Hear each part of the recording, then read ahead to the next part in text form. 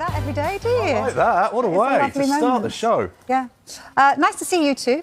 Mark McAdam and Dharma Sheth are here. There's only one place to start, though, and that is with the future of Alexander Isak. The Newcastle striker accused his own club of breaking promises as he looks to try and force through this move to Liverpool before the deadline, of course, September the 1st. Newcastle responded with a statement of their own, suggesting Isak will not be allowed to leave. So, look, Mark, is the saga that's, well, everyone's talking about, basically, and we heard from those vociferous Newcastle fans saying, get lost there. Not very nice. They're upset. Where are we?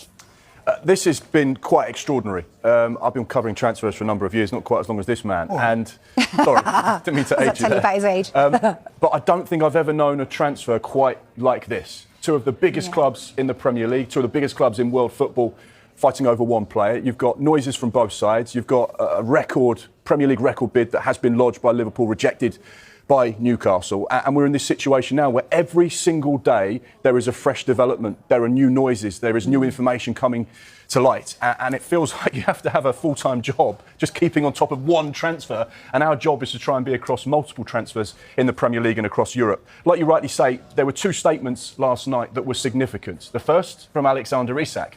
Now, the reason why he put a statement on his social media was because last night was the PFA Awards, of which he was in the Premier League PFA Team of the Season. There were 10 players on stage to receive that award and be a part of that presentation ceremony, but there was one player missing, Alexander Isak, who was in the PFA side. And it was that absence that has prompted him to go onto his social media to thank the PFA and the fact that he was in this team. But then, of course, he explained his absence and said he didn't think it was right to be there at this moment in time where there's so much noise and speculation about his future.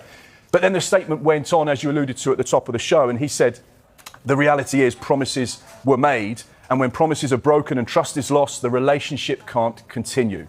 Newcastle knew nothing about this statement, and the fact that he'd been so public with some of his thoughts and feelings had then alerted them to say, well, actually, we need to put a statement of our own out to try and just let fans know exactly our position on this, because we find it so difficult in these moments because we're trying to reflect accurately both sides of the coin. There is always two sides in a scenario like this.